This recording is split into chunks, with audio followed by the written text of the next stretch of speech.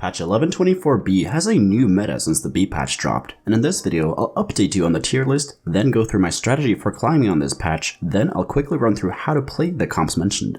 It's my second time doing a video like this, so please also continue to give me feedback in the comments. I've split my tier list into 4 categories. S tier are comps that will guarantee you top 4 if you hit, and you will win the game a lot of the time as well. A tier comps are less consistent, but with good augments and openers, they can be just as powerful as S tier comps. B tier comps are very reliant on good augments and openers in order to do well, and you will have to get lucky if you are going to win the game. C tier comps are unplayable without good augments and good openers, and you will have to get lucky if you're even going to just top 4. From the last tier list, there is a decent amount of changes. Urgot barely got nerfed, and it's continued to be the best comp to get consistent top 4s with. Jhin is a comp that you almost always win the game with if you're able to 2-star everything. The 3 Socialite comp plus a 4 or 5 cost carry is a flex comp that requires you to high roll, but I'll talk more about how to play that later. The asterisk on Lux is there because it is only A tier if you have best in slot items for her, being Blue Buff IE and Jewel Gauntlet. Since there is a lot of healing in this meta, she has to burst units down in order to be viable. Protector Kog'Maw is still a good reroll comp to play, as it only got a tiny nerf in the B patch. The new way to play Syndicates is to reroll for Shaco 3-star and then use Akali as a secondary carry late game. And Challenger Yone is an overall good comp, although he got bug fixed and slightly reworked, he ended up being power neutral. Enchanter Orianna is a new comp that's shown up. It has the problem of being a little expensive compared to other comps, but I'll talk more about that one later. Innovators are back in the meta and they are now playable if you have 3 Innovators early game, and you can win the game if you get a heart or soul to obtain the dragon. 6 Scrap is a strong comp in the mid and early late game, but it falls off super hard if you don't hit Jinx 2-star. I've seen this comp win games, but I've also seen this game bop 4 as the player didn't hit Jinx. Mutant got a lot weaker from Cho'Gath nerfs, but they are still playable as Cho'Gath 3-star is still incredibly tanky. Warwick Reroll has shown up a little more. The main issue is just the consistency of the comp, mainly that against players that don't have Grievous Wounds you're strong, but if the players have Grievous Wounds you're a lot weaker. Twitch Reroll also showed up this patch, and it's been a comp you can play if you have a very early Twitch 2-star with some other assassins. Tristana Reroll struggles unless you're able to hit Tristana 3-stars super early. To do that you need 3 Yordles early, and you need some good augments to not fall off in the late game. 6 Yordles has the same issue with being reliant on 3 Yordles on 2-1, while also needing good augments as well. Scholar Lysandra has fallen off mostly because it's getting contested by Chemtech Urgot players, but it's also very reliant on good augments. Samira Reroll has the same story as other C tier comps. If you have great augments, like All for 1 and an early Samira, you can play it. But right now it's straight up better to have her as an item carrier than pivot into Yone or Jhin later. I also want to finish off by saying that the meta overall is balanced. Even though I have split comps into S, A, B, and C tier, the gap between tiers are a lot smaller than on other patches.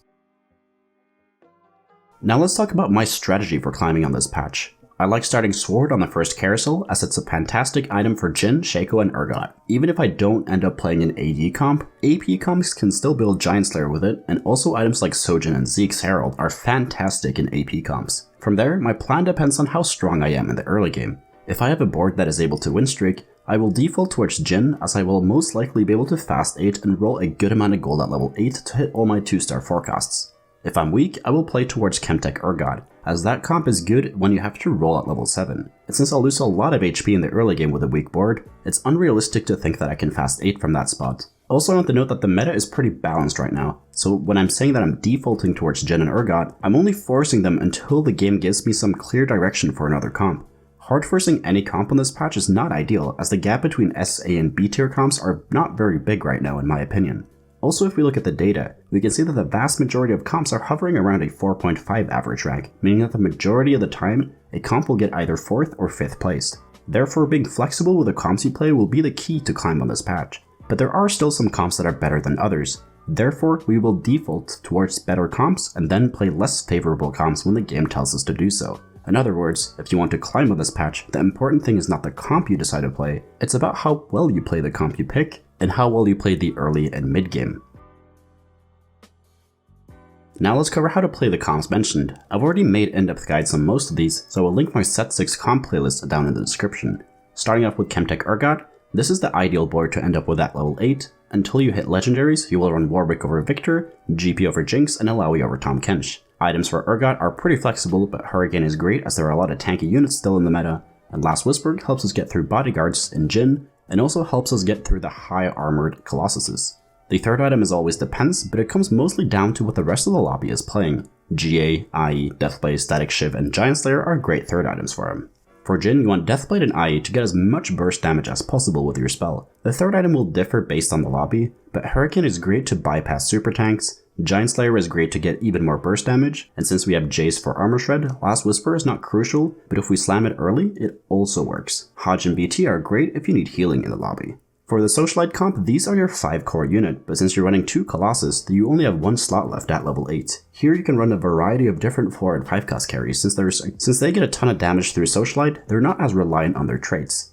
The best carrier to run are Kai'Sa, Victor, Jinx, Fiora, or Orianna. You can also itemize Galio with AD and turn him into the carry if he is 2-starred and then play Clapio from there. The issue with this comp is that it requires you to be able to rush level 8 to find Galio, and it's literally unplayable without him. Therefore, you can only play towards this comp if you're high rolling, but also note that this is a very hard comp to play, and the top challenger players that play it have different ways of pulling it off, so it's not solved yet either. Lux is the same old story. Like I said, crit items are preferred on her due to all the healing in the meta. You can cut down to 4 Arcanists to add in Braum and Leona if you need more frontline, and you can also run Victor as your primary carry if you find him early and if you're able to 2-star him.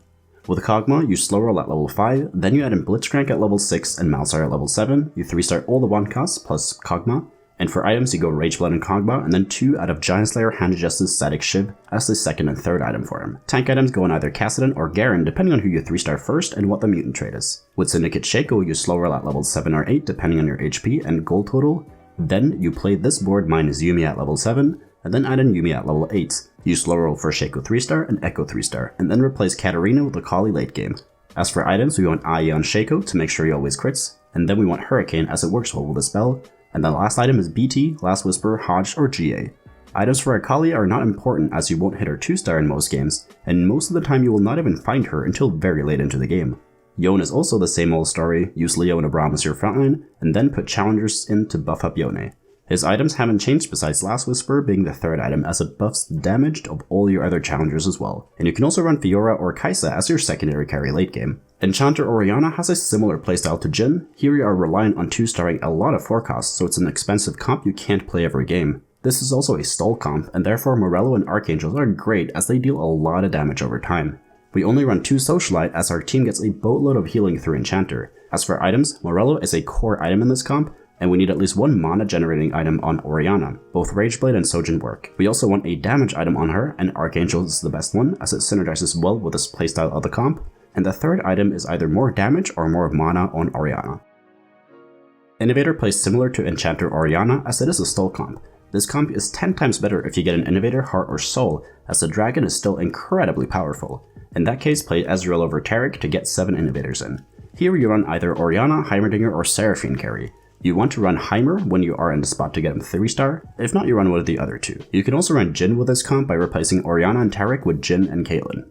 6 Scrap is played by using Ezreal as your item carrier, then go fast 8 and end up with this board. You are reliant on hitting Jinx. If you hit, it's usually a top 4, but if you miss it, it will be a bot 4. Make sure to only make 3 items for Jinx, and then spread out the other components to maximize the shield for all our other units.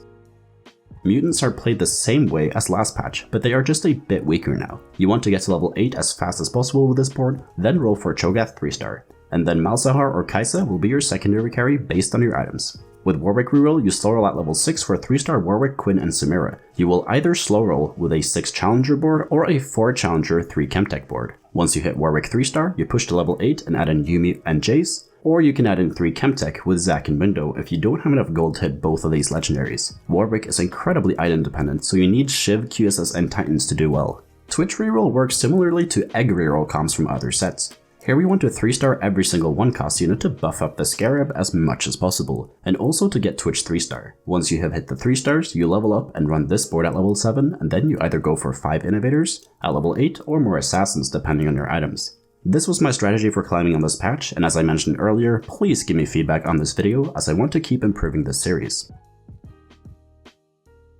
Thank you so much for watching. If you learned something, please leave a like and subscribe to the channel. Comment down below what video you want me to make next, and if you want to get better at TFT, join the Discord. We got nearly 6,000 other players there who are hungry to climb, and if you want to get coached by me, the information is over in the Discord server as well. So take care and see you in the next video.